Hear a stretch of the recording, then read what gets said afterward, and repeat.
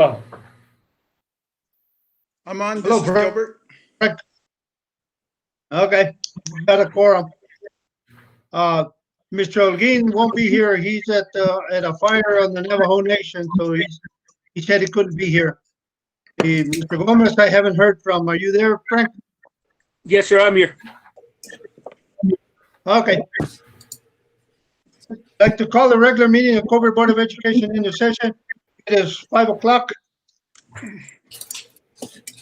Please let the minutes show that Mr. Holguin is not here. Please stand for the pledge. Pledge allegiance to the flag of the United States of America and to the republic for which it stands, one nation, under God, indivisible, with liberty and justice for all. I salute the flag, the state of New Mexico, is a symbol of perfect friendship among united cultures.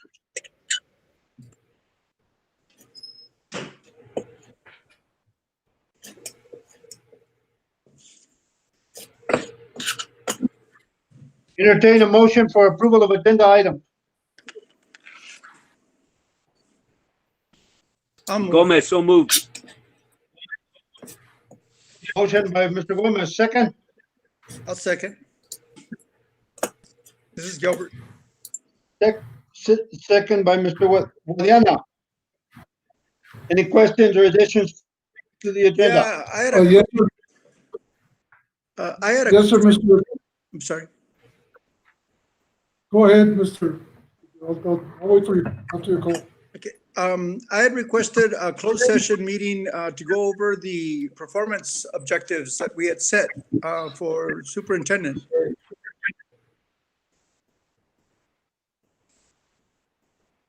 Okay. Mr. Sepulveda, do I have your permission to answer? Yeah, go ahead. Okay, Mr. Guardiana, on the advice of our personal attorney, lawyer, he recommended that we not have virtual executive session because they're discussing a part of my evaluation, and he quite frankly, and he was all over my case, saying who is on the other end listening. So he gave me some advice to discuss it with the board president for the next regular scheduled meeting, which is at the end of this month, to find a place where we can meet and safe distance 6 feet and have the executive session there where I can see who's present and I can account that it's being discussed only with board members.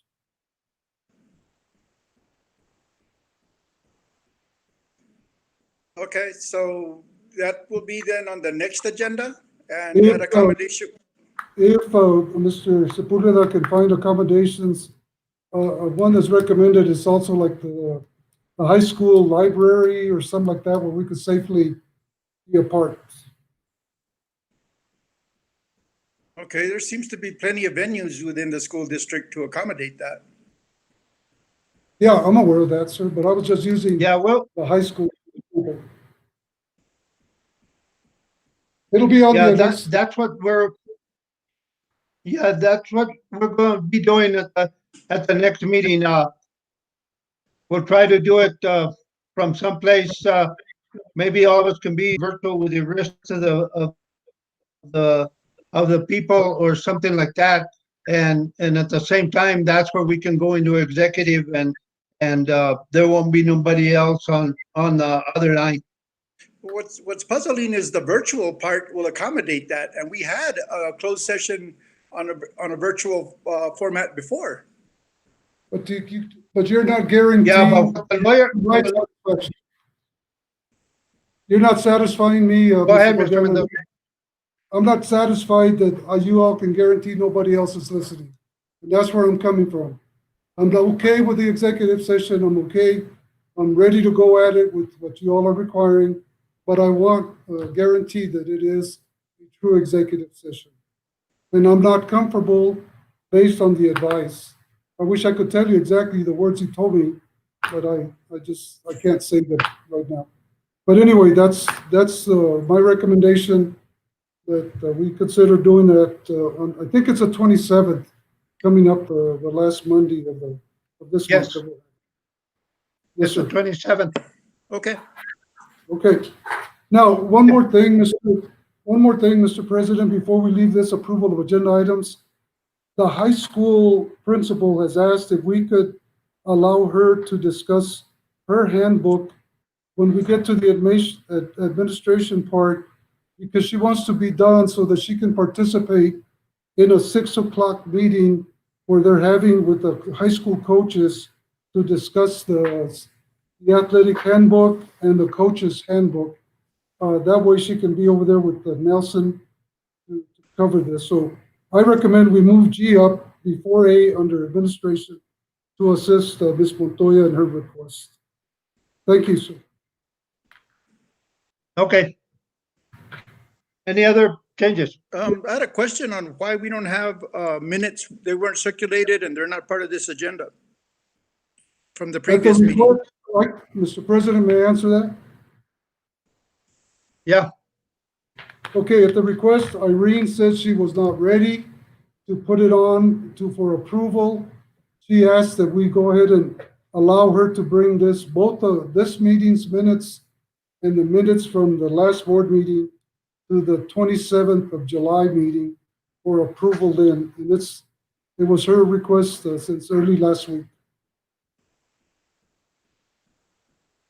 Okay, that's unfortunate that our memories are going to be worse by the time we have the meeting, the minutes reviewed.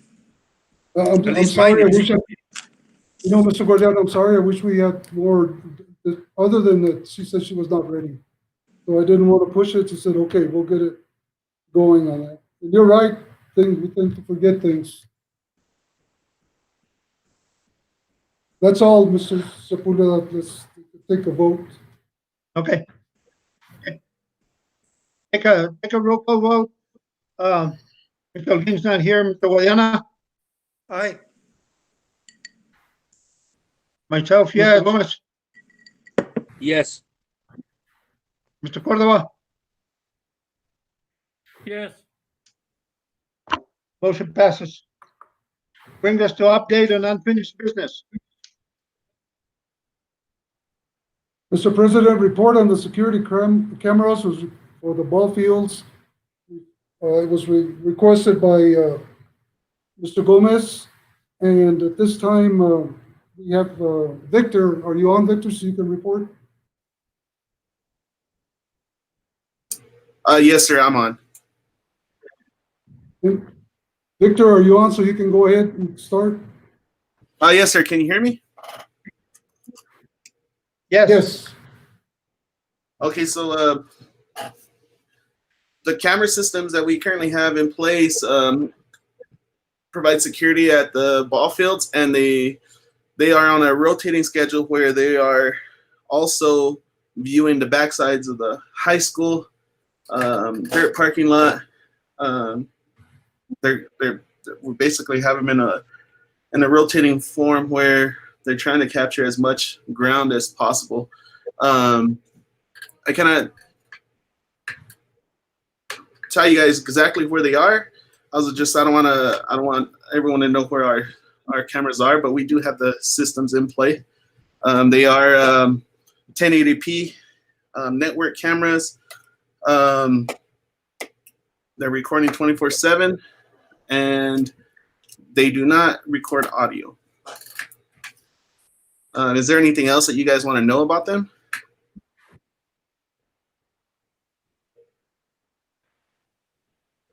Victor, this is Gilbert. Go ahead. How long, what media is it being stored on, and how long is that available? It's currently stored on a server, and it's on an on-site server over the network. It stores data for up to, right now, I think we're running in at around 65 days.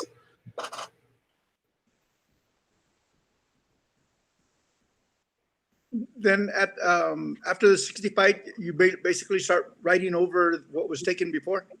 Yes. Okay. Thank you. No problem.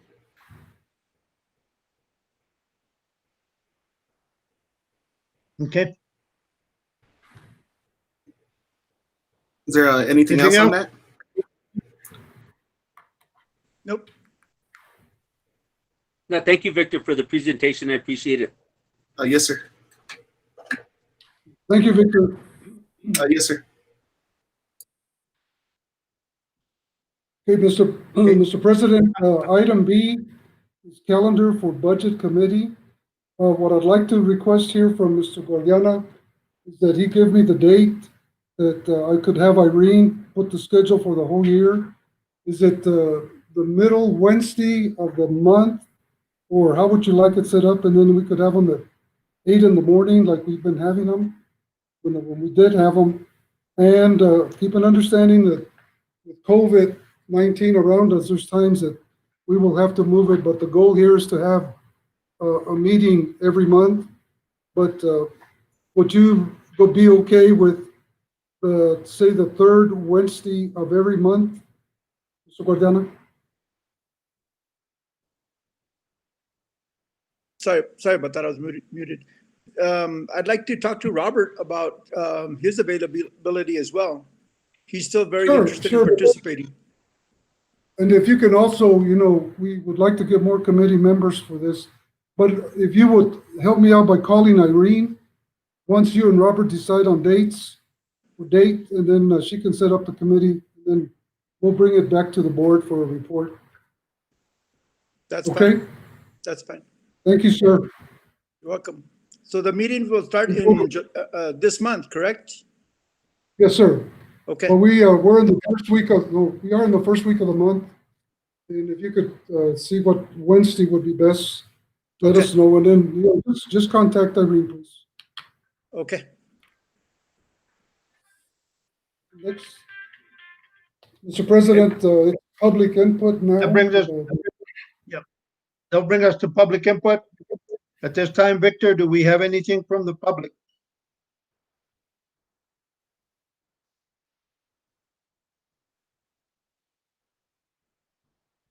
Victor? As far as I see, I don't see anything. I don't know if anyone's got anything on their end. I didn't start the meeting on time. Someone else started it for me, so I don't know if there's anything popping up on their end. Let me look really quick on the email. On the email side, there's nothing. Do you see anything on the?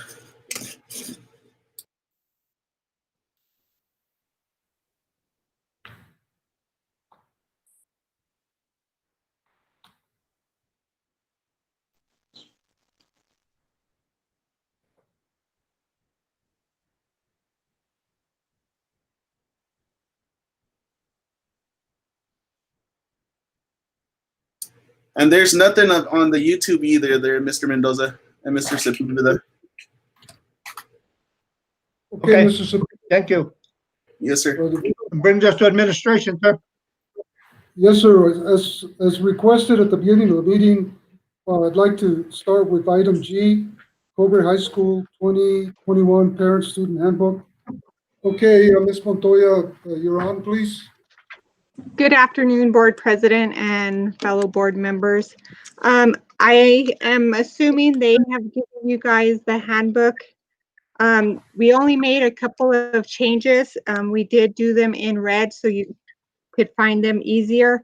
The main changes, if you look on page 10 for the cell phones, all we're doing is changing it to red so parents can see that if the students fail to give up their electronic device when the teacher is asked, that it may turn into a further disciplinary action.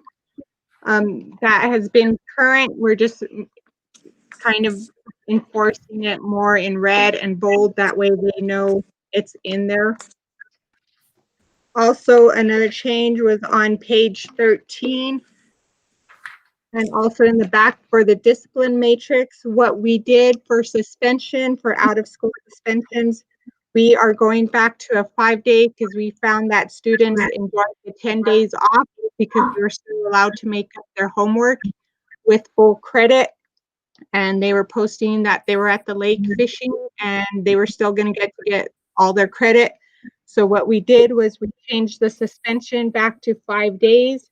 And the first suspension, their work will be made up, but only for 50% of the credit. So if they got 100, then they're actually going to get a 50%.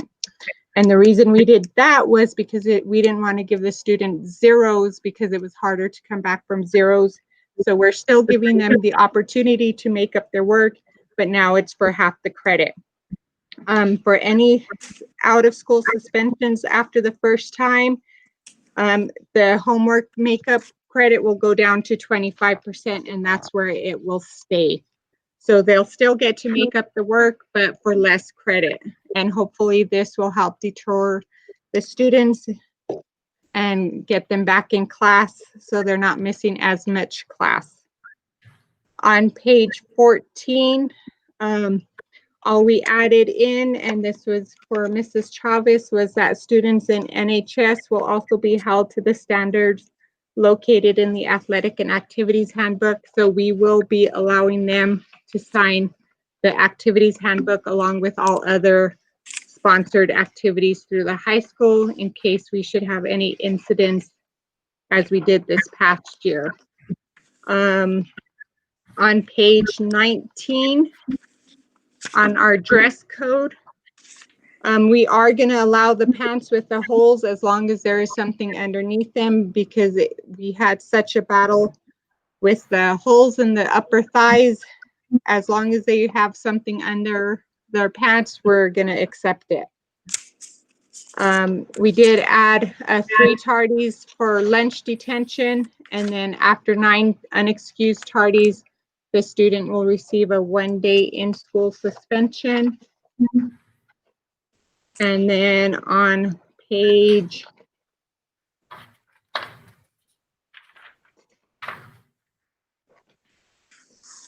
21, and we got this from the last incident we had. We added at the very top, for any infraction not specifically mentioned in this handbook, that the board policy will be followed, because that was one of the things they had got us on before. And the last thing we did was on page 23, was we added the district's definition of possession. That way the parents know exactly what the possession means. And we also put where to find it in the district board policy, which is 345-7. And then again, we just added the note for the homework to be 50% and 25%. And then, so the suspensions will go back to 5 on the first offense and 10 pending expulsion on the second and third offense for the major drugs, alcohol, or fighting incidents. And that was really fast, so if you have questions, please ask.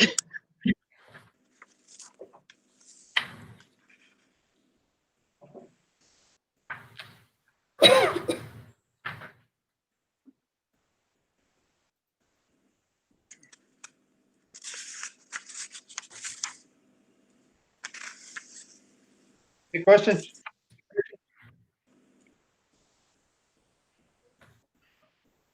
No. No questions? The administration, Mr. Mendoza? President, members of the board, the administration, members of the board recommends that you approve as presented by the high school principal. You heard the recommendation. Do I hear a motion? So move. Motion by Mr. Cordova, second.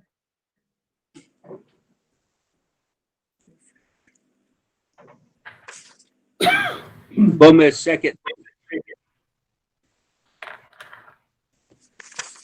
Second by Mr. Gomez. Any other questions? I had Call for the vote. Although, Frank, I'm sorry. Troy, I had one question. I can't find the specific reference, but I remember reading it. I'm pretty sure it was in the high school one, that part of the requirements was to have a state-issued birth certificate.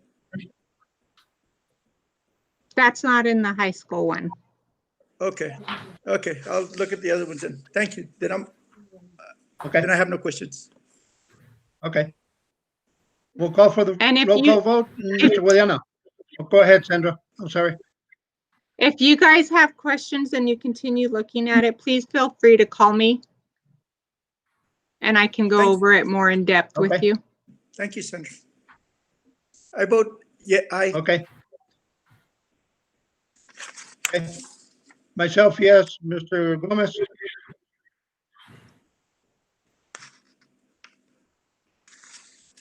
Yes. Mr. Cordova, Yes. motion carries. Move to item A. Okay, item A is our school reentry presentation in reference to the requirements under guidance of our Fed department. At this time, I'll hand it over to Dr. Cabrillo.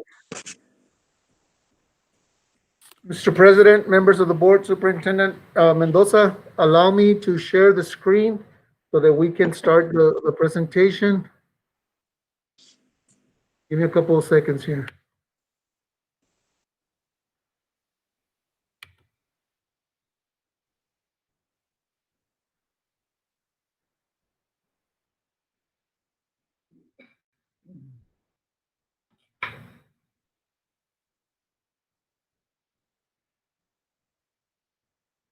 Okay, can everybody see the screen? Yes. Yes, Okay, so the Cobre Consolidated School District has formulated or comprised a reentry task force, and we have been meeting, for the past, I guess, 2 months, and we have had some recommendations on reentering the school and how we're going to come back. So in creating our reentry plan, the Gadsden Independent School District offered their plan to all the superintendents throughout the state as a guidance, and we felt that Gadsden's aligned with what we were doing. So we went ahead and used a lot of what Gadsden was doing to incorporate to what we wanted to do. And for that matter, it aligns to a lot of what other districts are doing. So this, presentation is going to be, we're going to be talking about how we're going to come back to the 2021 school year. I have Mrs. Joyce Varela, who will also help us in this presentation, and Mrs. Melissa Minus, that will also be supporting this presentation. There's about 35 slides. There's a lot of information, so we're going to try to focus probably in about 17 to 20 slides, and at the end we'll open it up for questions. So, our purpose is to provide a quality instructional model focused on student needs in a safe environment. Our key objectives has always been the safety of our students and our staff. And what we plan to do, everything that we're wanting to accomplish here as we reopen the schools, is to follow the Department of Health guidance, as well as the New Mexico Public Education Department guidance on reopening schools. I believe that all of you may have or you should have a copy of the guidance that was provided to us by the New Mexico Public Education Department. It was in your packets. The decisions for reopening schools, again, in most districts or all districts will be following the CDC decision tree for reopening schools. We, keep monitoring and looking at the recommendations and where we're at. And I'm not going to read the whole guidance here, but this is for your information. And it's just a decision tree. If this is happening, we move to no, do not open, or yes, we keep going. So we're going to keep monitoring until the first day of our planned opening, which is scheduled for August the 3rd. So Cobre's path to reopening for pre-K-12 schools, again, the recommendation from the PED has been that it's a hybrid model. If you look to your left, you're going to see that substantial, if there's a substantial spread, then it should be a full distance remote learning. If you look to your right, if it's a low spread, then we would go with a traditional reopening model, but of course with some implementing preventive practices and additional proactive processes and protocols to keep everyone safe. PD has designated all schools to be minimal moderate spread at this time, so they recommended a hybrid model. One of the things that we as a district and we will be submitting our plan to the PED, we're wanting to start with a full distance remote learning model, which would begin on August the 3rd and for 20 days, and then after right after Labor Day, we would go into the hybrid model. So the full distance learning model would be that, full distance remote learning. The district has been able to purchase devices for all students birth through 12th grade. And we're preparing to start distributing those probably by mid-July, third week in July, to all students, and we'll have training to go along with that. So what we're wanting to do is go full distance for 20 days so that schools can be prepared, start working in their individual campuses, and start doing what they need to do to prepare for the hybrid when students start coming in. So we would then transition to the hybrid model, and we're looking at limited staggered use of school buildings. We're looking at bringing back maybe 50% of the students or whatever 6 feet distancing will keep us. So that I'm going to go ahead and turn it over to Mrs. Varela so she can talk a little bit more about that model that we will be implementing. Good evening, everyone. If you're following us along with us on your packets, we did make a few changes to the ordering. The slides are the same, but we did make a few changes to the ordering, so you may not be in the same order that we are. So we're going to skip ahead a few slides, and we're going to go to the teaching models. The 3 options that we have would be Model A, and that's for 100% of our students would be learning from home remotely. Model B, which is the hybrid model, where we'd have 50% returning to campus, 50% participating from home. And I'll show you a diagram of what that will look like here in just a second. And then Model C would be where all students return to our campuses in person with face-to-face learning. We did conduct a parent survey last month. We had 497 responses to our survey. We left the survey open for a week. One of the questions that we asked parents was to select from the following learning options that they would prefer for the upcoming school year. We had 18% say they prefer at-home learning only. A lot of those reasons were they didn't want their child to be wearing masks at school all day, or because they were afraid for their children to return to school. We had 36% say they preferred the combination of at school with 2 days of face-to-face and 2 days of at-home learning. And then we had 45% say that they preferred face-to-face learning only, and that would be contingent on CDC and state guidelines. If we look at Model A, which is remote learning, this would be an option for parents who feel more comfortable keeping their children at home. We did see in this slide right here that we had 18% who preferred at-home learning, so that is something that we're exploring. how we can accommodate those parents and those students. This model would also allow us to respond to safety concerns if we need to close specific classrooms, buildings, or campuses due to a COVID-19 outbreak, or also to close all campuses due to a COVID-19 outbreak. Model B, the hybrid model, would be daily face-to-face teaching following social distancing guidelines. We would have 2 days of in-person and 2 days of virtual happening at the same time, with half the campus on site and the other half learning from home. So this is the structure, 50% on campus and 50% learning at home.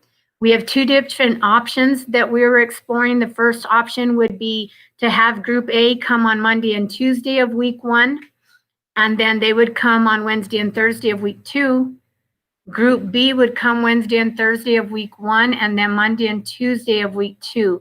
That would allow for 4 days of solid instruction with the same group of students.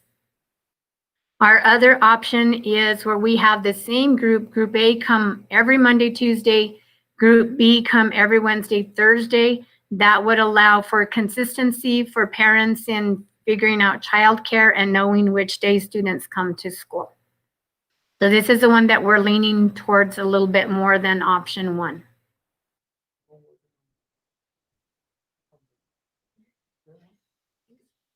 Was I doing this one too, Melissa?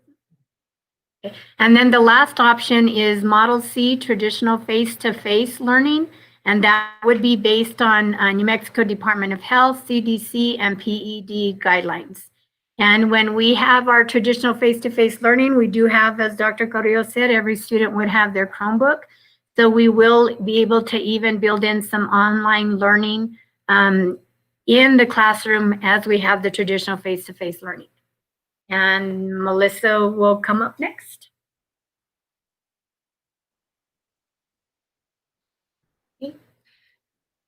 Well, Mr. Board President, members of the board, Melissa Minus, Special Ed Director.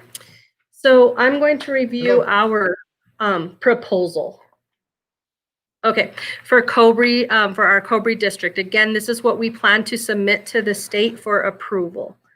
I know Dr. Carrillo mentioned that our first recommendation is to, beginning with our school calendar, August 3rd, begin total 100% distance and remote learning for 20 days.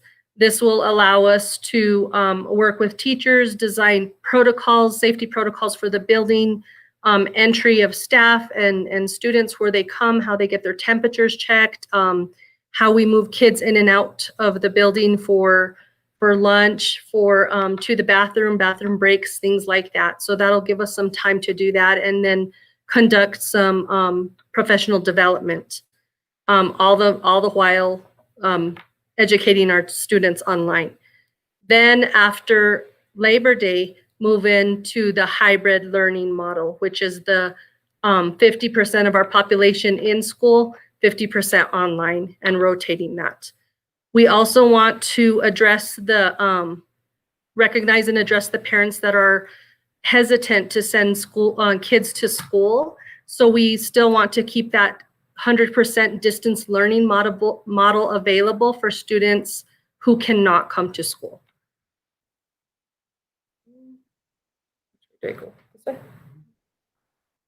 Okay, as part of our assurances plan set forth by the NMPED, we are required to prioritize additional instruction time.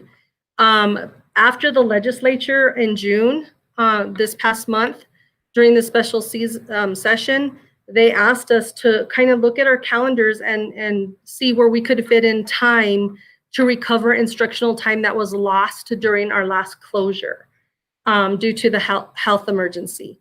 A couple of recommendations were 10 additional. Go ahead. Excuse me, Melissa, this is Toy. I thought they had told us that we were not going to have to make up those days. Originally they did.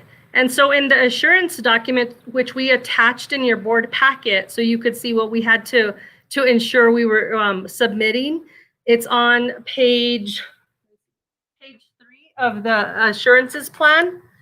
And you can read that first paragraph, this first first portion of our slide presentation, that statutory requirement is directly pulled from that document. And they are recommending that we prioritize a plan to just recover that lost time, because they're recognizing this closure was unforeseen, and how can we help recoup those skills that were lost. So this is the recommendation from the state. This is our plan to respond to that. And, you know, it may or may not change, but we are building 10 instructional days into the calendar, and to comply with the 4-day school week, 160 instructional school days. And so Yeah, but that is my concern, that they try to get us to go 5 days and then pull us back and makes us lose our 4-day week. But that'll be fine. Thank you. well, okay, and so yeah, of course. Here comes Mr. Mendoza. Mr. Sepulveda, the members of the board, at the superintendent's meeting today and then last week, there's a lot of pressure that's going to come down on the legislature, and a lot of, you know, come January, and we're pushing that this not take place. Okay, so even though we're going to put it in to comply with what this legislature this past June asked us to do, we're still protesting this. Okay, again, it was because of the 10 days when school was stopped back in March the 13th. The governor assured us that there would be no makeup, but then somehow it got put in at this last legislature. So what we're asking now as board members, if you could help us out, talk to our legislative team from Grant County and see if we can have this changed or whatever. I don't have a problem with them coming and saying, okay, add 10 more days next year, but with everything that's going on and all the changes, we sure don't need that. So this means that we'll have to make it up during those days that you see before you that we have. Okay, so that's where we're at, the position from the superintendent's group. Thank you. Okay. And so Thank you. yeah, so our proposal is to add 5 days to our calendar in the fall, 5 days in the spring, and then also to go ahead and plan for K-5 plus, which is our elementary schools only, at the end of the year for those extra 15 days. This is an example of a elementary schedule on our hybrid program. So we're talking about getting all our staff and students in during one entry to do temperature checks and daily health screenings. We are going to distribute breakfast in the classroom. And while they're eating the breakfast, we are going to focus on social emotional learning, and we'll use our counselors, our social workers, our nurses to really do that engagement and teach them the rules of sanitation and social distancing and all the language and rules that now apply to this, you know, COVID-19 health crisis. We're going to keep the 90 minutes of language arts, integrate science and social studies as we can. We'll provide some mask brain breaks and sanitation opportunities for them to wash their hands, go to the bathroom, sanitize their hands, get a little breather with or out their masks. Have 30 minutes of fine arts, either PE, art, or music. Continue with math, 75 minutes of math, and another brain break. They will continue to have their bilingual education, and then they'll be served lunch in the classroom, again, with that focus on emotional learning and their emotional well-being. So it'll be like kind of working lunches, working breakfasts.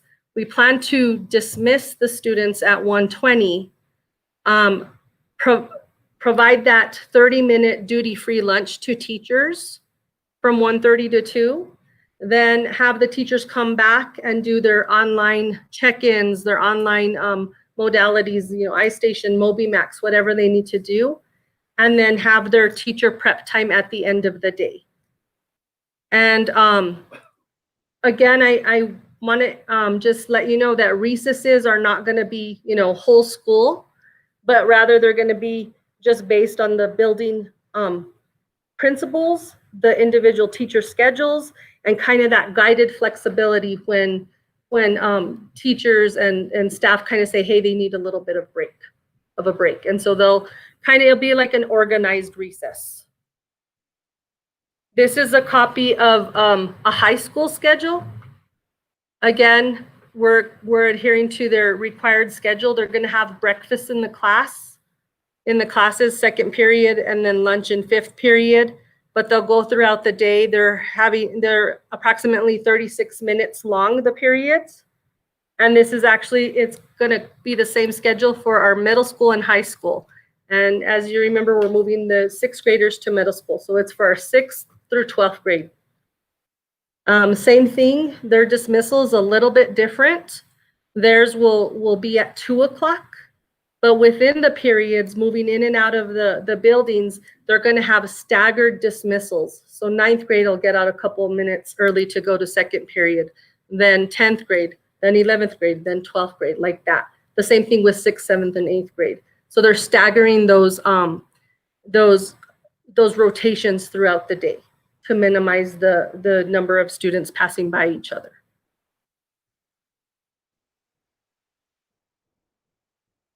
Okay, and then we're going to go ahead and go towards the end of your presentation.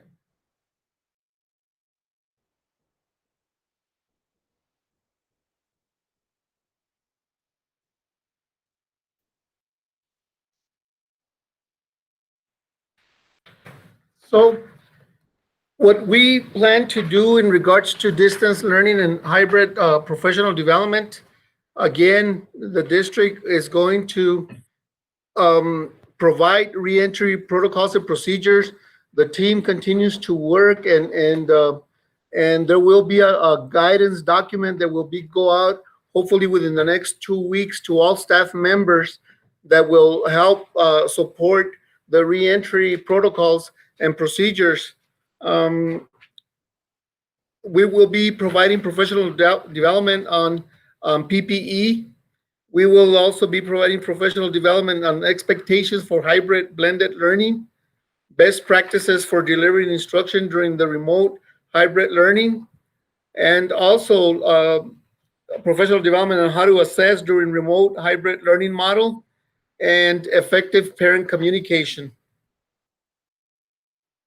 Expectations, we will have expectations for students, staff, administrators. Students, again, will be expected to attend school regardless if it is face-to-face or in a virtual setting.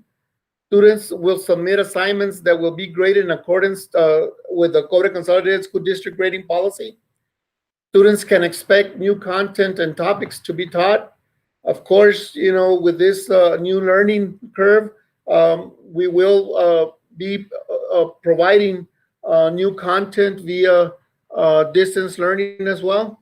Students will be expected to follow guidelines for masks, hand washing, daily screening, and social distancing. Students will be expected to stay at home when symptoms of COVID-19 are present.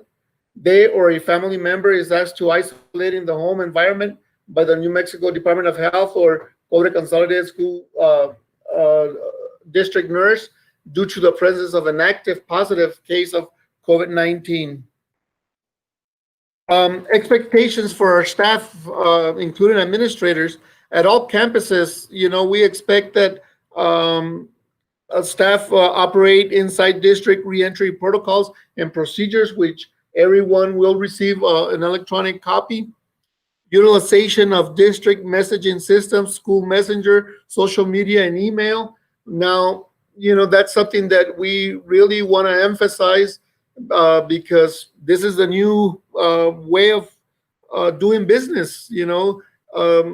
Unfortunately, this has happened and the communication needs to be ongoing. So the expectation is that our staff utilize the communication systems that are in place for our district. Administrators and staff will be expected to follow guidelines for mask, hand washing, COVID testing, daily screening, and social distancing. Administrators and staff will be expected to stay at home when symptoms, again, just the same as students of COVID-19 are present, they or a family member is asked to isolate in the home environment by the New Mexico Department of Health or the Cobre nurse due to the presence of an active positive case of COVID-19. So I'm gonna go ahead and unshare my screen, and we're gonna open it up for questions.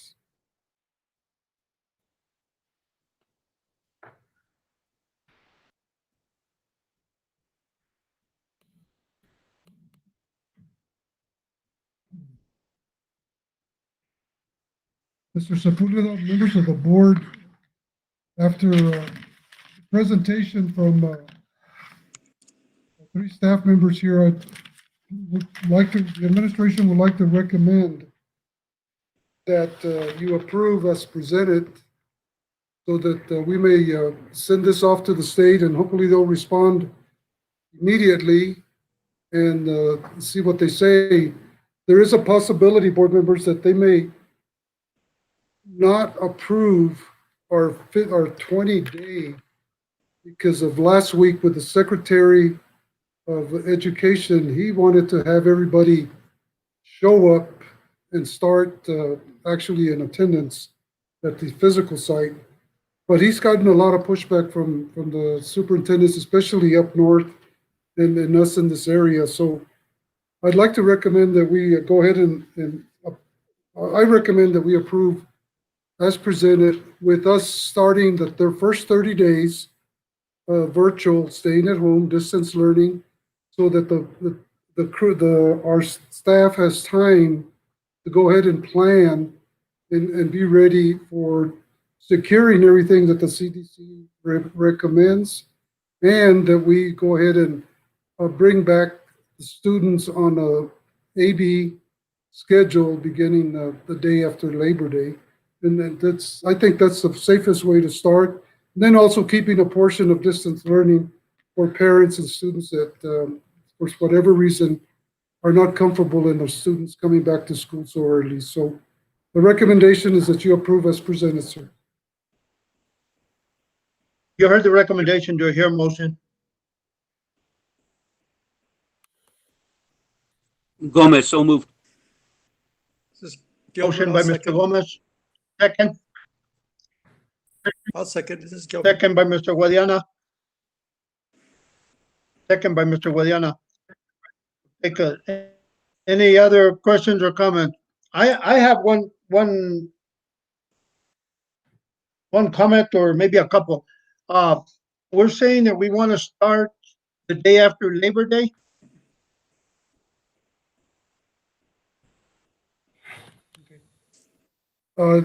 No, sir. We're going to start on August the 3rd with distance learning, all students at home. And we're going to go 20 days and start our students in school, in attendance, after Labor Day, which is September the 8th, if I'm correct. Then we'll go from there. But we also have to have an option, Mr. Sepulveda, that we're going to have some students and parents that are not comfortable with the students coming back.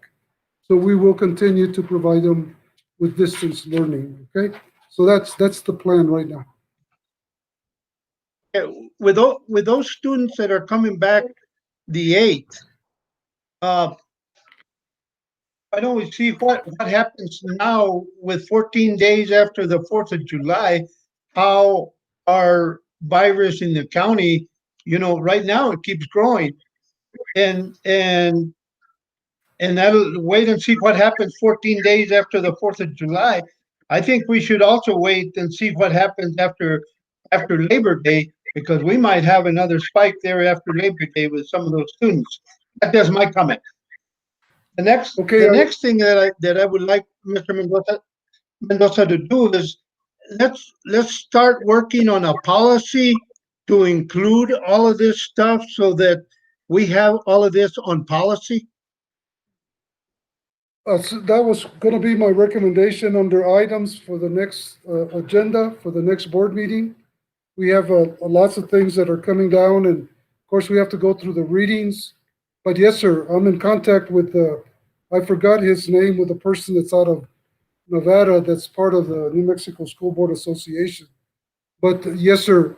And then also with the issuing of now, some students are allowed to use marijuana substance as part of their treatment, on how we're going to get your policy to address that with our nurses. Okay, so that's coming up for next board meeting. Okay, so keep that in mind, and thank you for bringing that up. I just think that the sooner because of all the readings and everything we need to do, I think the sooner we get it done on there, we need to start rolling on it. There are several school districts in our discussion today, Mr. President, members of the board, that are recommending to the secretary that we consider not bringing the kids back until January, okay, until after January. So, you know, like you said, everything's up on discussion, so let's see. And then the other thing that came up today, and a big surprise, is that they're considering, this is through the New Mexico Athletic Association, is to move football to sometime in January and see if the contact will be less harming to the students in terms of the COVID-19. But so much is in the air, so much is, and to top everything off, board members, we still have to bring to you, hopefully at the next board meeting, how we're going to handle our students in the busing situation, how we can abide by the CDC recommendations about taking the temperature of the kids before they get on the bus, guaranteeing that there's only two students to a bench seat, and so forth. So lots to come down, and we'll bring it to you. But we also had a meeting today with the service center in Deming, where we talked to the different area school districts about how the best way to handle our transportation of our kids. So all that planning is coming up, sir. But again, I'm asking you to approve as presented, and let's hopefully they'll respond to us, let's say within a week. Okay. Thank you. Okay. I also have some comments. Did we vote on the motion? Yes, we did. No, we didn't vote on the motion. Any other We questions? didn't vote on the motion. We moved and seconded, but Yeah, we moved. Yeah. Any other questions? I have some, if I may. Mr. Go Mendoza, ahead. I appreciate especially the part of starting 100% online. I think that's very cautious. I particularly like what you've said in terms of, if some people are uncomfortable sending their kids back, that option will still remain open to them. I think those are two very helpful mechanisms to address people that have serious concerns. What about people that have like asthma or some form of COPD? Are we equipped for them, or is it something that we want to make a decision on what mode they should participate in? I don't feel comfortable not being the expert on medical situations like this. I would like to bring one of our lead nurse to possibly answer that when it comes up to it. But yes, we have discussed those. And Melissa, would you have something to add to that in terms of the special ed? So let me bring Melissa to this, please. So, Mr. Godiana, yes, what we are doing and what we're tasked with is to come up with plans for our students and staff who are considered at risk or high risk, and to develop policy around leave and absences from school and things like that. So those plans are in the making, and that's something that we as a group are considering and getting guidance from the Department of Health, our PED constituents, and our REC people, our lawyers. So it's, I wish I had a clear answer for you, but we're in the process of developing protocols and everything around that. Thank you. Melissa, I got a question. This is Joy. Okay. Yes. Those people that can't wear a mask, in that instance, are they could they sign a waiver of some sort, or would their doctor's excuse be enough to say that they don't need to wear a mask? Because if they don't wear a mask and then somebody gets sick in there, now the parent of that person that got sick is going to come back and say something that we're liable because that person wasn't wearing a mask. I think there's something there that we need to put together, because I'm afraid that if we don't say, for example, that I can't wear a mask, I should be able to sign something that I'm not responsible for what happens, or that person that gets sick, I'm not liable for that, or the school is not liable. That's where I'm coming from. So I'm going to pass it to Terry Toy because she has some guidance around employees and policies. So we're looking Okay, into thank you.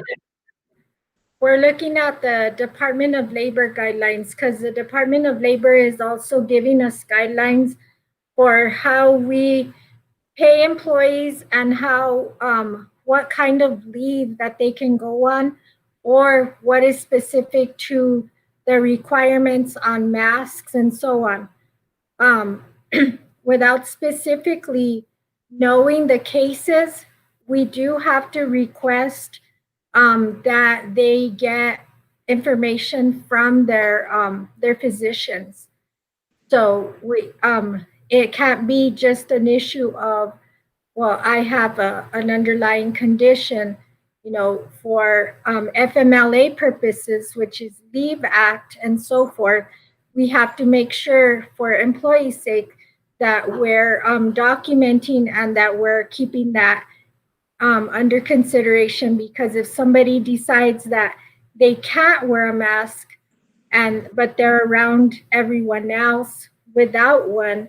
So those are things that we are looking into as well, and getting guidance from the Department of Health and the Department of Labor.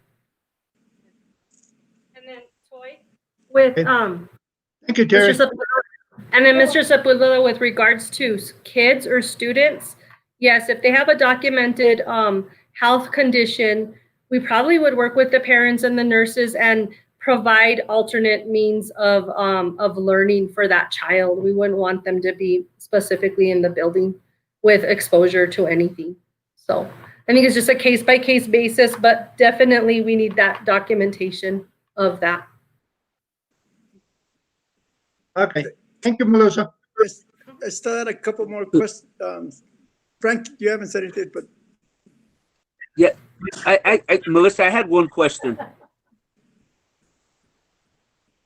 Okay.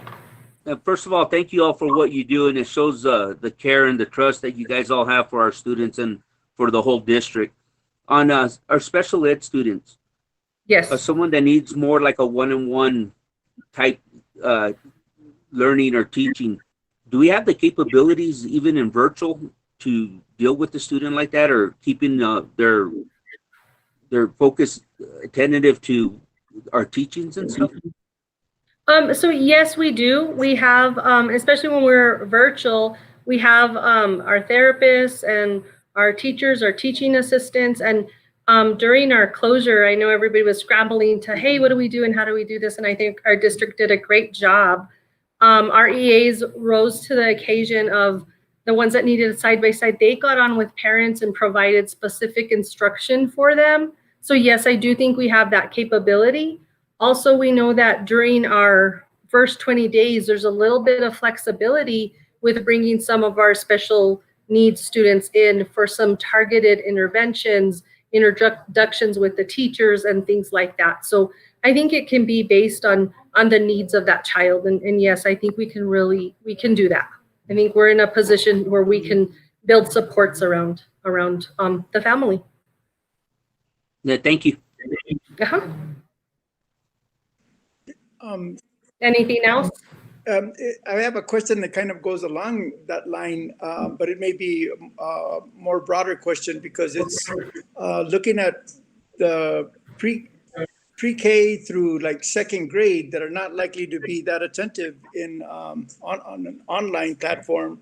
How is that going to affect? And is it possible for alternatives to that? Because if the school's going to be empty at that time, maybe there can be some kind of in-person class that would allow the social distancing to work, or provide an education format that'll be effective for that population.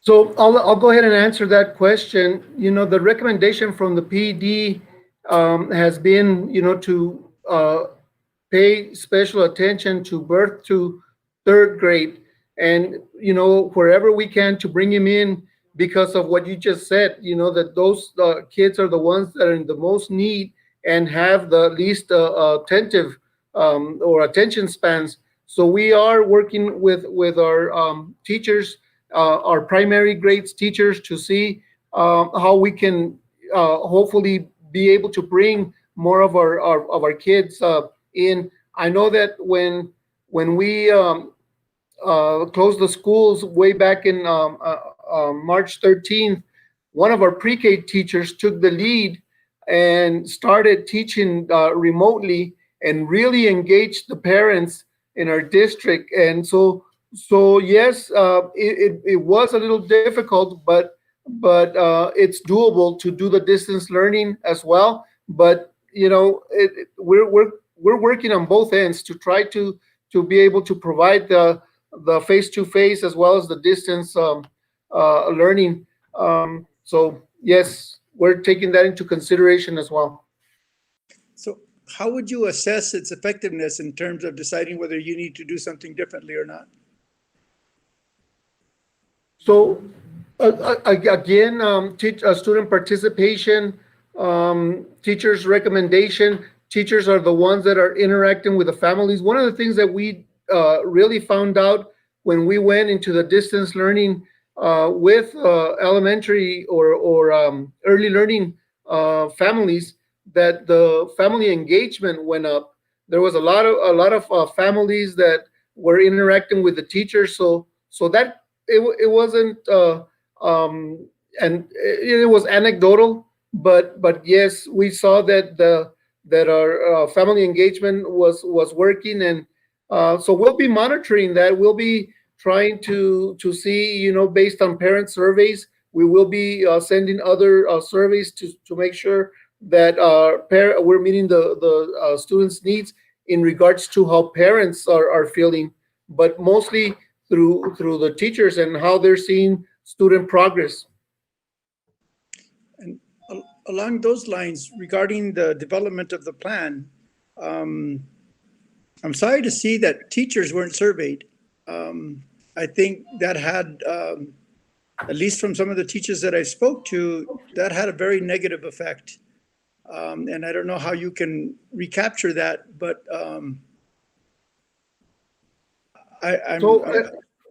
as far as all teacher surveys, no, we didn't, and we're looking at possibilities of doing that, and that's why we have the 20 days to be able to work with teachers more. But as far as teacher input, there's a few teachers that are part of the task force, and they had a lot of input as well.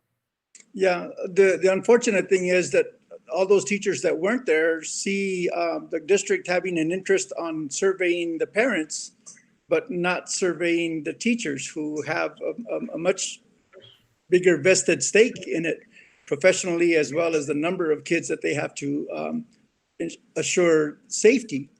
So just kind of a heads up, and trying to hopefully you guys can make some. And we are working on one, sir. We are working on a survey. We're just wanting to get more direction from PED. But before we even start school, rest assured that teachers will have their input as well. I would appreciate that. The other part is, well, one of the things that I think would make your recommendations stronger are putting things as to how you'll measure the impact, and how you'll formulate decisions based on something less than an anecdotal, but more, I should say, more substantive than anecdotal data. I think that would make it stronger, but I do appreciate all the work that's gone into it, and I don't have a problem approving that. I'm sure you probably have some ways that you're going to be looking at that, but documenting them and incorporating that, I think will make it a stronger program. So with that, I just want to say, as Frank did, I appreciate the work that's going into it. And the only other missing part of that is addressing the physical structures, like what have we done to ensure that we're going to have enough of whatever cleaning chemicals and whatever staffing needs are going to be to accomplish that.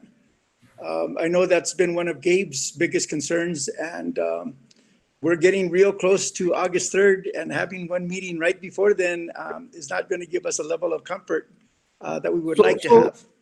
So we do have a plan, and I'm going to ask Mrs. Varela to address that. So, Mr. Guadiana, we have been purchasing various items. We've gotten all our thermometers in, we've gotten our gloves in, we've our hand sanitizers. So we have various items. Our masks are in. We did purchase 2 masks for every student and staff member. So we have been purchasing throughout, and we have been receiving many of those items throughout. We also have contacted Palms and Associates. They will be doing training on July 30th, one of the built-in professional development days. And they're going to be doing training for all of our staff on safe and healthy school, safety and health. And then they'll also be doing a separate training for our custodians on the sanitizing and the cleaning of the buildings. They weren't able to do it sooner. They're still putting their presentations together. They're just trying to come up with how they're going to address the needs of the schools. We've also contacted the REC. They are looking at putting together some training for the social emotional needs as well. So we have been purchasing, we have been receiving items. Thank you, Joyce. Mr. Guardiana, one more point on that. We're also working with 2 contractors that have a cleaning company, and we're trying to work out a contract so they could be into a supplemental. So you know how it is. Sometimes we'll catch ourselves running behind, and we can have them on contract to come in and speed up the cleaning when needed. Okay, so that's what we got going. I think that's about it, right? Is there a union that we consult with? I'm sorry, sir. What was the question? Is there a union in Cobre that we consult with? What's in? Yeah, the unions, you're talking about our labor unions that we have within the district, Yes. right? Yes. Yes, they are invited. Yes, sir. Are they participating? To my knowledge, no, sir. Not yet. And they're, what they're doing is distancing away from us, I guess. Right now, they don't, they haven't come in there, but they are invited. Okay. Any other Again, the questions? administration- The other recommendation. We'll call for the vote. Wait. We need to vote on it. Okay, Mr. Guadiana? Aye. Myself, yes. Mr. Gomez? Yes. Mr. Cordova? Yes. Motion passes. Moves us to item B. Okay, Mr. President, members of the board, Title IV application needs your approval, and I'll yield to Jose. Dr. Mr. President, members of the board, Title IV is a student support and academic enrichment grant that we hadn't applied. We've never applied for it. The state initially had an application that was very cumbersome and a lot of requirements that they had in how we spend the money. So, you know, they went ahead and modified that, and now it's an ESSA formula-based grant to support well-rounded education, student health and safety, and the effective use of technology. So we went ahead and applied and did receive the grant. and that was for $34,253 and 22 cents. And then they also allow us to carry over from last year, even though we didn't apply, and allow us $29,930.30 for a total of $64,183.52. You have a copy of the application. One of the things that we really wanted to do and focus on is to support the high school. High school is not part of our Title I schools, so we have really tried to support the high school in this endeavor. Not only the high school, all schools, but you'll see, in the different activities that the high school is involved in most of them.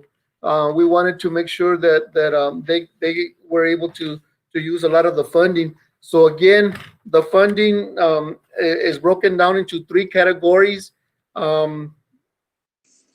And those categories, again, well-rounded education, student health and safety, and the effective use of technology. The high school has a new program that digital learning program, and we also wanted to support that program as well. Mr. Burnett wrote another grant and got funded for it, and we felt that this would enhance that program as well. So it's broken down by the 3 programs. 20,390.01 will go to well-rounded education. 19,692.87 will go to student health and safety, and then 24,000 for effective use of technology. You have the grant in front of you. And I stand for questions.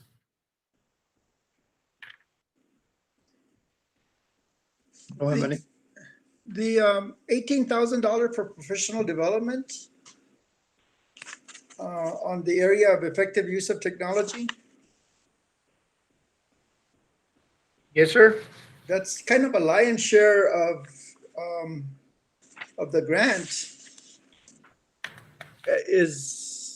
What level of professional development is that going to be to get? Because it's under the category of use of technology, effective use of technology.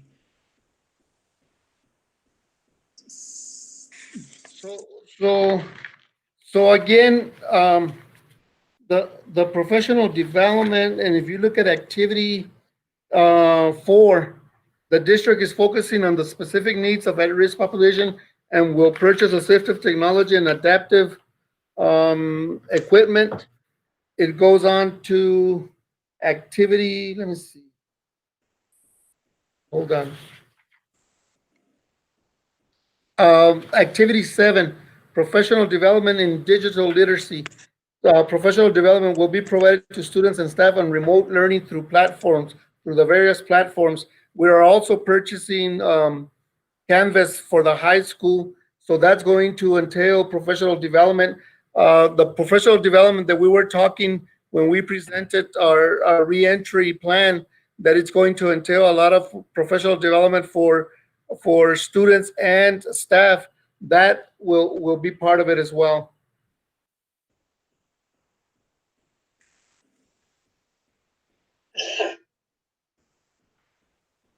Okay. I'm not sure. If anything else, you heard the recommendation. Do I hear a motion? I'll move. This is Gilbert. Motion by Mr. Guadiana. Did you make the motion? Yeah. Motion by Mr. Guadiana, second. Second, Frank Cordova. Second by Mr. Cordova. Any other comments?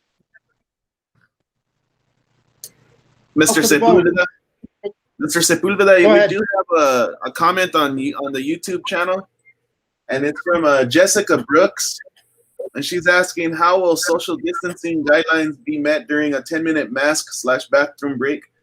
If students and staff have to wear a mask, more distance should be maintained. Yes. Okay, can we pick that up in public input later?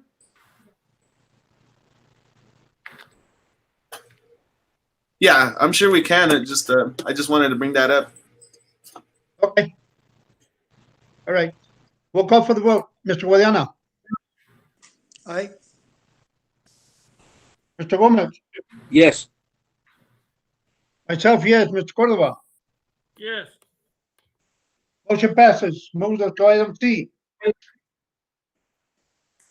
Mr. President, members of the board, every year we have to update our legal notice, and this is for the year 2021 board meetings. And it requires a board action, and you have a copy of a legal notice that we have to post throughout the district, and especially here at the board meeting.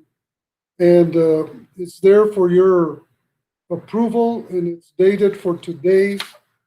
This is July 6th. Okay, and it's also stating that our board meetings will begin at 5 p.m. and it gives you the requirements as to go. The administration recommends that you formally approve it as presented. You heard the recommendation. Do I hear a motion? So move. Frank Cordova. Motion by Mr. Cordova, second. I'll second, Gilbert. Second by Mr. Guadiana. Any questions or comments? Yeah, on item number 5, we talk about placing a notice in the newspaper.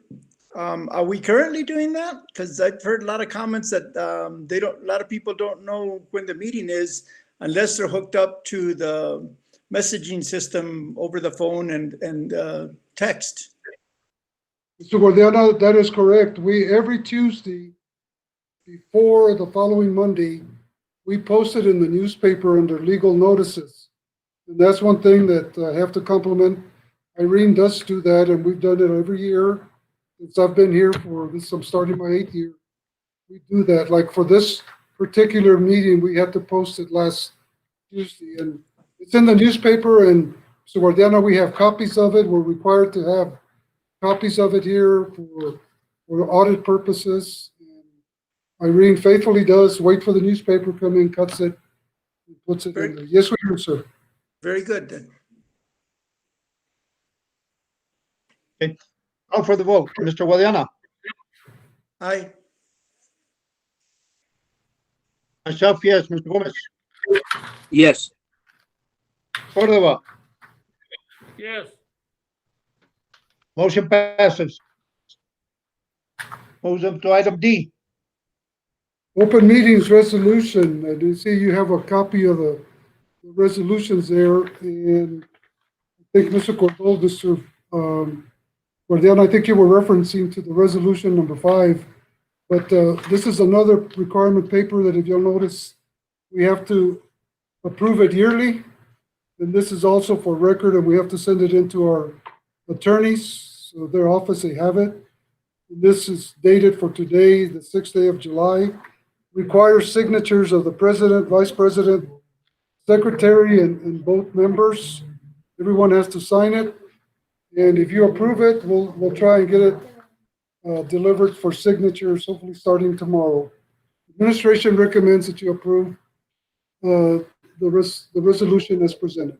I think we have. You heard the recommendation. Do I hear a motion? Didn't we just vote on it? Mr. Guadiana, it's two different documents. One is a legal One notice. of them's a legal notice and the other one is the open meeting act, the open meeting resolution. Okay. Yes, sir. Okay, so we're on D, please. I'll move. Motion by Mr. Guadiana, second. Second. Frank Cordova. Second by Mr. Cordova. Any other questions or comments on the open meeting resolution? Call for the vote. Mr. Guadiana, Aye. myself, yes. Mr. Gomez,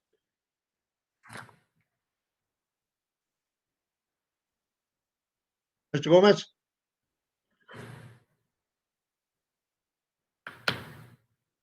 did we lose him? You're muted, Frank. Oh, no, you're not. No. Mr. Cordova? Yes.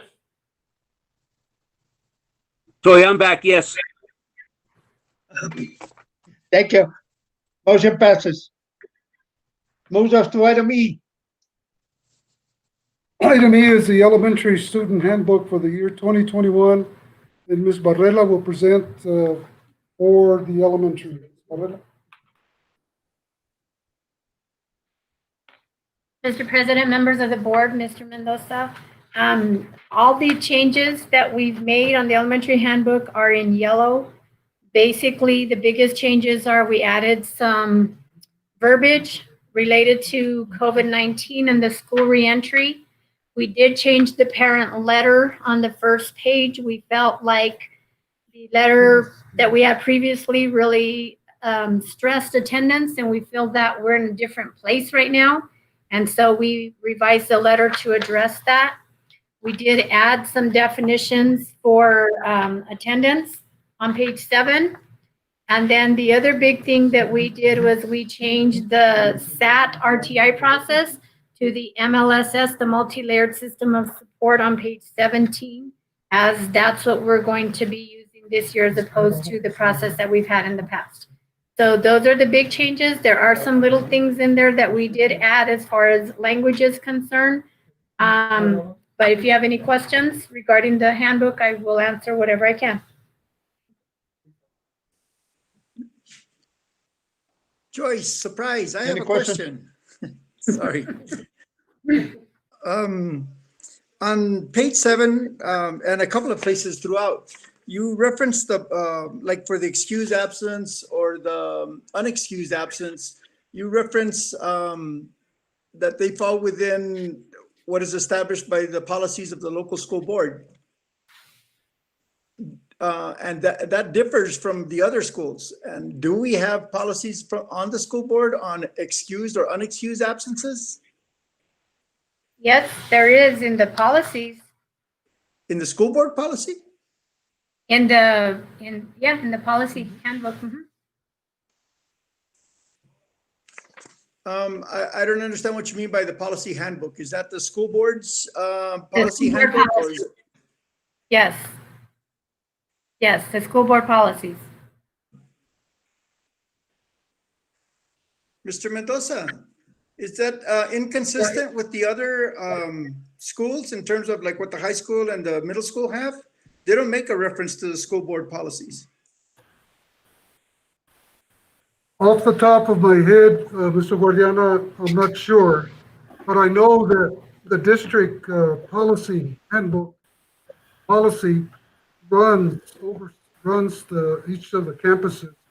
But I can have the principals check on it tomorrow and get back to you. But I know, Pat Avalos, are you online, Mr. Avalos? Yes, I am. Yes, I am. Can you answer that question in reference to? Yeah, let me address it. Of course, Tony Sosa is our, he's responsible for attendance. Through him, we get official policy as far as updates from year to year. This year is no different. We've had a little bit of a different change in what some of the policies are. It is reflected in our handbook here. We're hopeful that those changes are conveyed through the school board, and that, because basically, obviously we have our policy here, but it hinges on what is the overall district policy. So hopefully through that, whenever he gets those changes, we are hoping that, of course, that is also implemented up at the school board policy as an umbrella to cover the rest of the district, and then we work off of there. And to that point, wouldn't it be more appropriate to put the actual meat of the policy in the handbook as opposed to just refer to someplace else that parents are going to have to look up? Mr. Guadiana, on the handbook, where specifically are you asking about? Page 7? Look at page 7 and also page 8.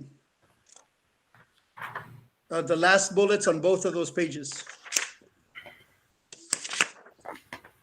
Well, I should say in that paragraph.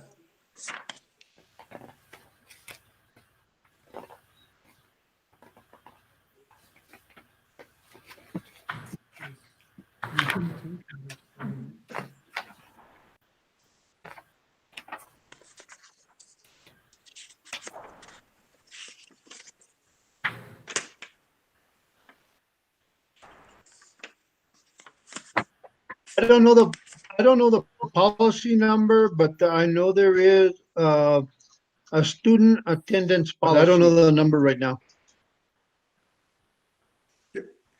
And again, it would be helpful to the parents and the students if we actually speak to the heart of the language involved in what's an approved or unapproved absence, rather than just say the school board policy. I'm not seeing it, Mr. Guadiana, where you're at. Okay, on page 7. Hold on. I changed pages. Oh, You okay. have page 7. It's I see it, updated terms okay. and definitions, and then the very, very last sentence on page 7. Okay, Okay, and then on the continuing page, on that same subject, the last bullet related to updated terms and definitions for attendance policy. It says it again. so one of the things that we can do if we choose to is table this, and we can go back and look at it and make sure that we've reflected the correct language. I'd appreciate that. That makes it easier for the parents and the students. And when we look at my, excuse me, but when we look at also at the Snell handbook, my verbiage is also already in there based on what the recommendations were from Mr. Sosa. And of course, probably we do need to get that approved prior to putting that in there. Okay. The last comment I have is it's actually the elementary school one that had the state requirements on page 13. Says enrollment requirements, and it says a state birth certificate.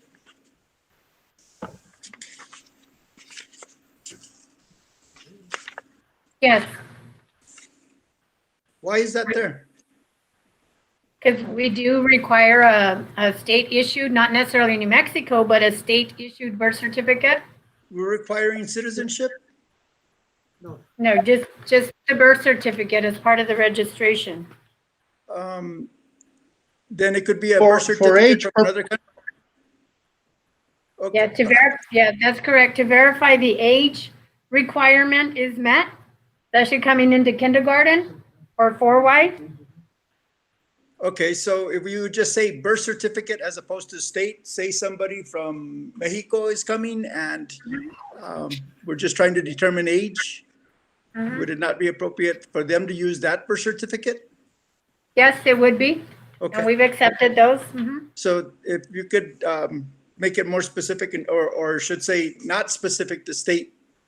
Just birth certificate. Yeah. Official. Okay.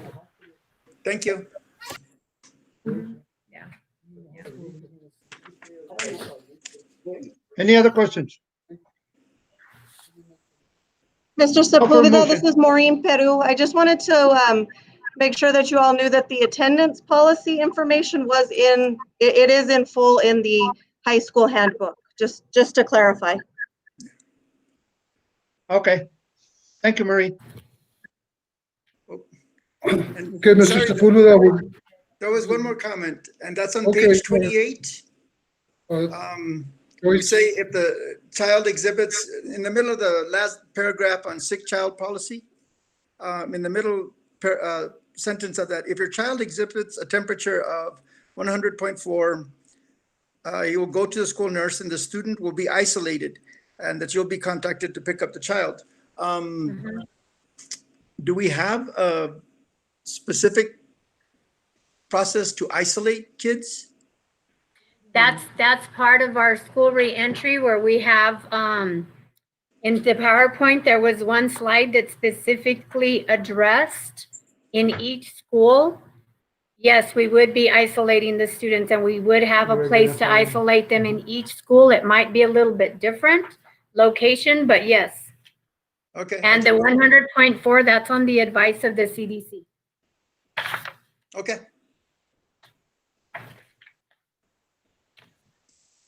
Okay. Call for a motion. I'll move. Mr. Sepulveda, a point of clarification here, Go ahead. please. Mr. Sepulveda. Are we not going to table the elementary and then the request from Pat Avalos to table his because of additional items that we need to put on them? Or are they just going to, is the board going to be comfortable with approving them with the principals going back and adding what has been requested by the board and bringing it back just for review at the next board meeting? What is your recommendation, Senor? Recommendation that you allow that you go ahead and approve as presented and include the recommendations that Mr. Guardiana has asked that we include in both the junior high and the elementaries, and then just bring it back for review at the next board meeting. You heard the recommendation. Do I hear a motion? I'll move, provided the changes related to specifics, putting specifics on the discipline policy be included as mentioned. Motion by Mr. Guadiana, Gomez, second. second by Mr. Gomez. Take a vote. Mr. Guadiana. Aye. Myself, yes. Mr. Gomez. Yes. Mr. Cordova. Yes. Motion passes. Moves us to item 5, finance. We have item A on the finance school year 2021 salary schedule. This time, I'd like to ask. If I could interrupt, we still have to present Snell's. I thought we had all voted that we took care of both of them, and you were going to enter that one thing that Mr. Guardiana had mentioned. There was just a few little updates that we did on ours that were a little different than the rest of the schools. If you can, Mr. Sorry, Pat. So at the next meeting, you can get it done. Just bring it for information, okay? Pat, at the next meeting, thank you. Okay, thank you. Thank you very much. Under finance, the 2021 school year salary schedule. Okay, Terry, are you online? I'm here, sir. Okay, go ahead, Terry. It's yours. So the only difference in the salary schedule, the teachers, it's for teachers, and it's at a 1% increase from the prior year rather than the 4% when that was approved along with the budget.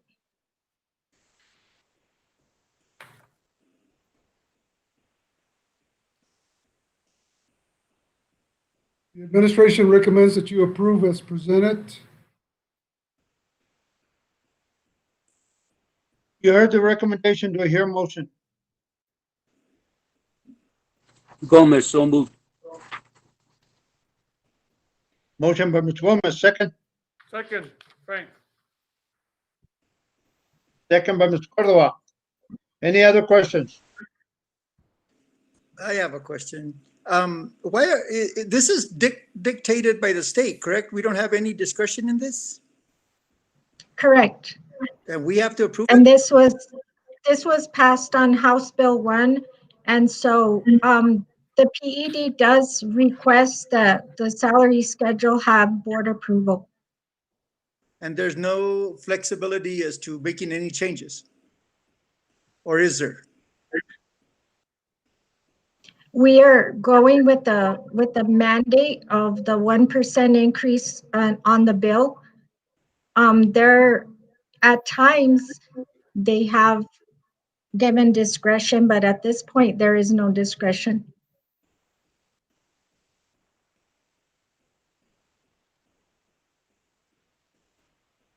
Any other questions? Call for the vote. Guadiana. I'll abstain. Myself, yes. Mr. Gomez, Yes. Ms. Cordova, Yes. please let the minutes show that Mr. Guadiana abstained and motion passes. Moves us to item B, transportation contracts. Transportation contracts, this is a yearly thing that we have to do in the summers. And Terry, can you please present? Yes, Mr. President, members of the board, you have in front of you the two transportation contractors contracts for the 2020-21 school year. The only changes from last year, there is a slight decrease in the allocation from last year's contract of 667 for the two contractors, 667.25 to this year's contract total of 644,705. One of the differences in there is that we did during the year approve the purchase of a school bus, which increased Porter's amount for rents and leases by $23,000. 23 and the additional amount on Porter's contract.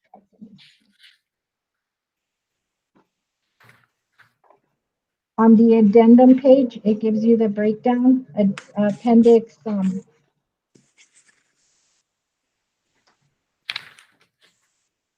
Appendix B gives you the breakdown. So Porter Contractors goes to bus purchase and rental fee of $63,698. So that includes the $23,000 that was approved on this current year for the purchase of the bus. And the change in the rents and leases for Montoya is that they did not purchase any buses and they're done with their buses as far as what they owe. So they have no rents and leases on their contract. Did Montoya buy Porter's road, or is she still running under Porter? She's still gonna run it, as far as I understand, is she's gonna run the two companies separately for the time being. So one will still be named Montoya and the other one is still Porter. Okay.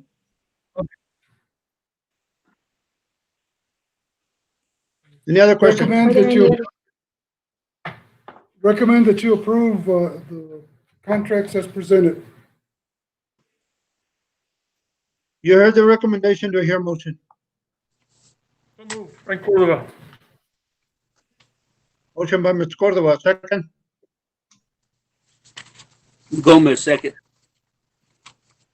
Second by Mr. Gomez. Any other questions? I have a For the vote, question. Mr. Guadiana. Thank you. There's nothing in here related to possible shutdowns related to COVID or anything along those lines that I can see. Not even provisions of safety measures to address the concerns for our students. No, the Transportation Bureau has issued the initial allocation and they asked that we put together the contract. They have not given us any guidance that I know of as far as an increase to allow for those costs. Not in the transportation specifically fund. What about a decrease if it is that we don't need the transportation because we're doing more, like we were going to start out doing the first 20 days online. So does this reduce the cost of this contract? We still have to provide lunches, so some of the buses are still running to deliver lunches. Yeah, but that's not 100% of the cost. I mean, that would still be less cost than running as if they were going to pick up all the students. Mr. Guadiana, Yeah, if I well, may, that's the way. Go ahead, Mr. Mendoza. yes, we had a meeting today. That's all we do now is meet. Sorry to keep saying that, but We met with the area superintendents from Southwest New Mexico, and we discussed different options. And let me tell you, with the extended 10 days that we're required to put in, that's an assurance that they're going to be running the buses. Then we have the 15 additional days that are also may be required.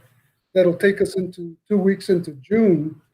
So it's going to be for what we calculated today, it's going to be a wash with that. Okay. So if for some reason the governor shuts us down in, let's say, September, and we're doing it, but we'll address that issue at that time. And we also involved our lawyers today, and we had, was it Walsh and Gallegos?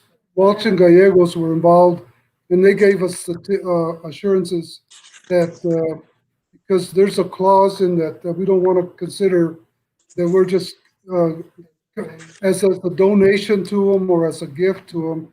We have to be careful as any other contracts and services that we have.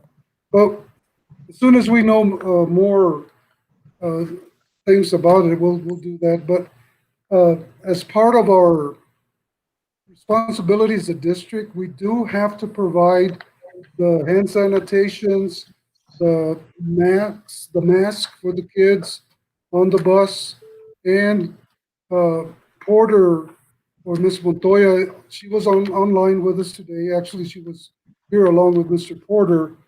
They guaranteed that their people or their maintenance crew would be the one that would be cleaning and sanitizing the buses in between routes, morning and afternoon. So we're putting all that together and in writing, and as soon as we get it done, we'll share it with you. I don't see anything in the contract as you're presenting it now that would allow some kind of contingency for renegotiation. No, that's coming to us from the Walsh and Gallegos. They said because that's all the standard contract that we have right now, but they assured us that they would work with us on that. Melissa, you have anything else? You were on that for the busing and what they said.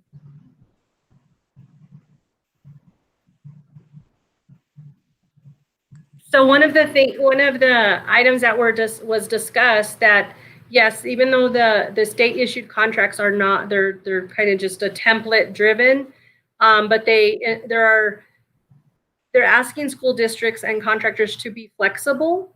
One thing that we talked about today with our bus contractors is the need to cut the population in half. So they may have to do double runs in the morning and double runs in the afternoon. And so they're being as flexible as we are.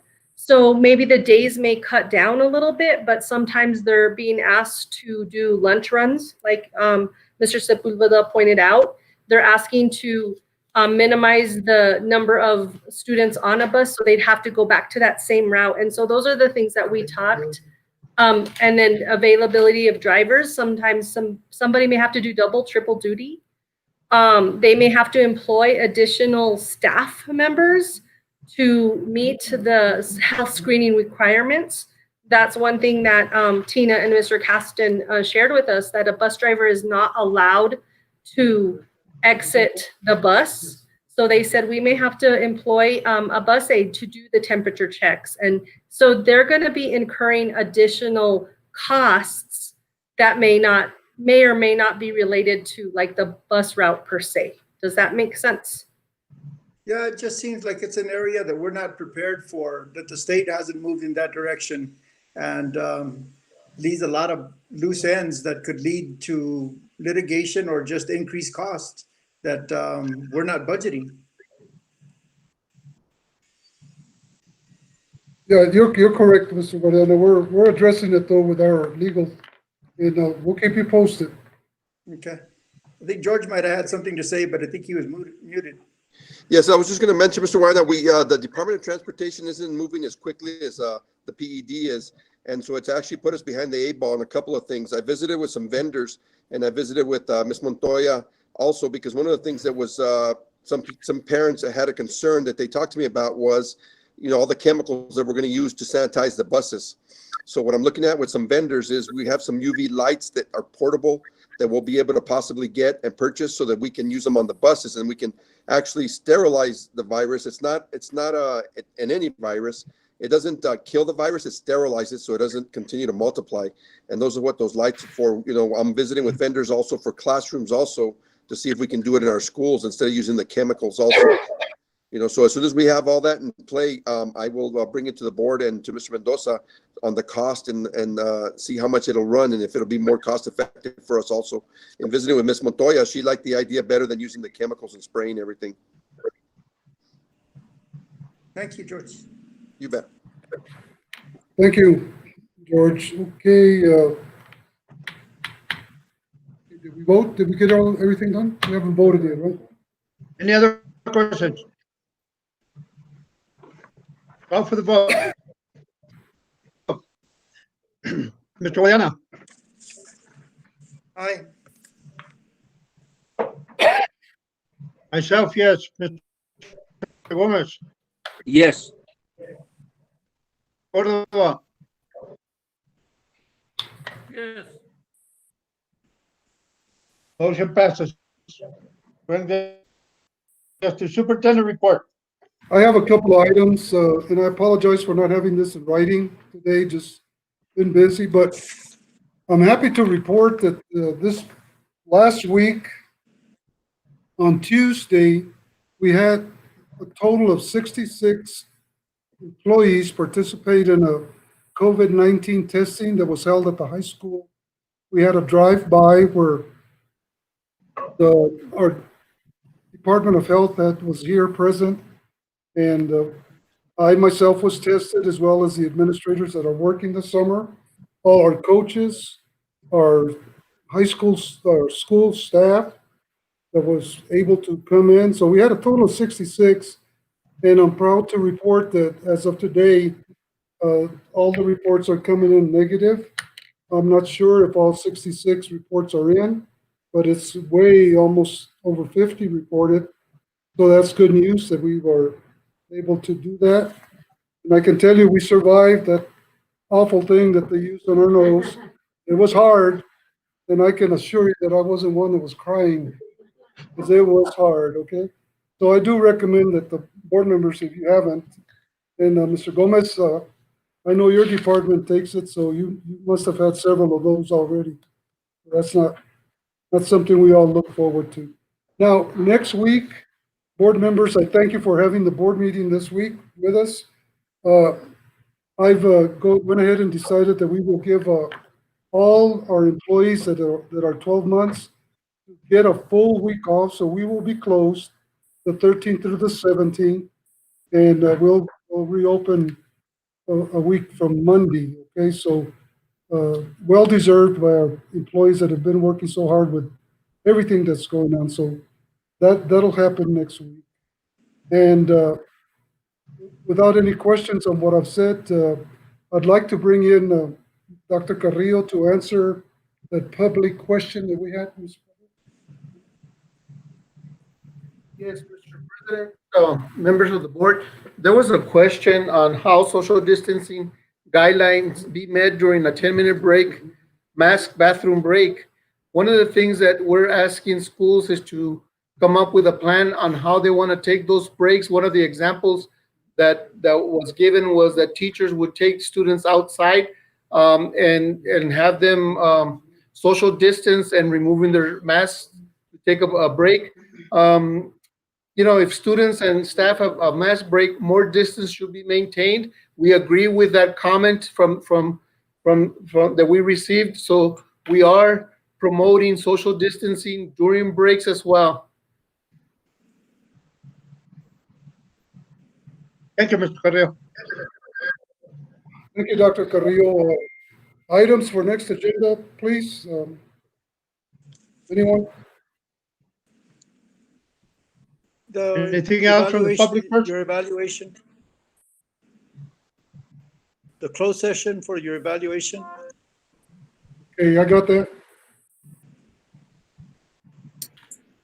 An update more on the prep for the opening of the schools via the.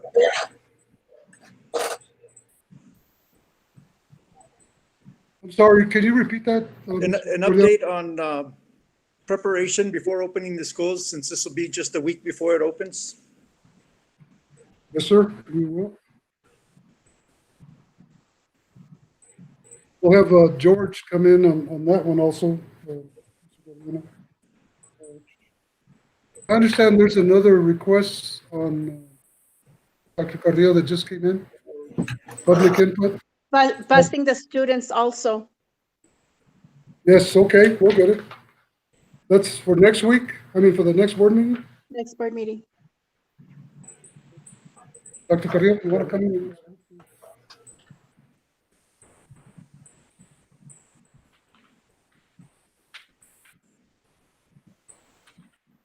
Was there another question coming in?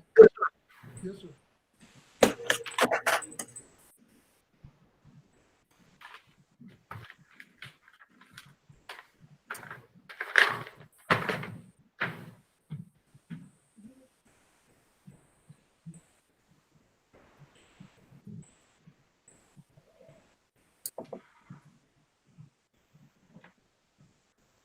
You can answer that, Eric, in writing tomorrow. Yeah, I'm trying to read the question and I can't get it. It says, can the bully prevention program be improved to provide a safer environment in the classroom?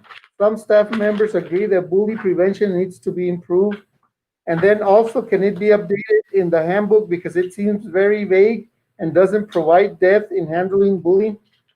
So we will look at and address that. We'll look at our policies and see how we can improve them. And if you have any recommendations, please email them to us because we certainly always want to take recommendations and improve our policies.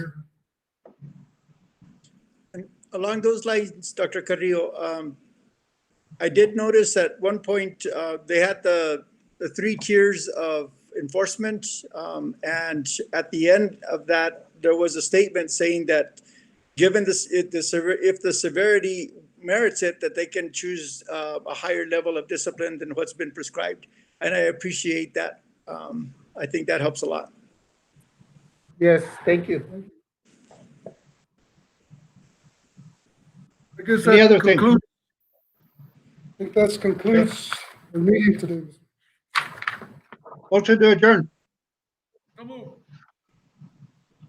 Motion by Mr. Cordova, we're adjourned. Thank you, everybody, for coming and all the work that everybody is doing. And everybody go out there and be safe. Bye. Thank you, sir. Good night. Have a good night. Good night.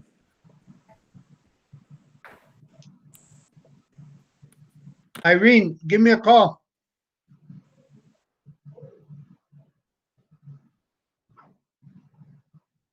I'll call you. Okay, thank you.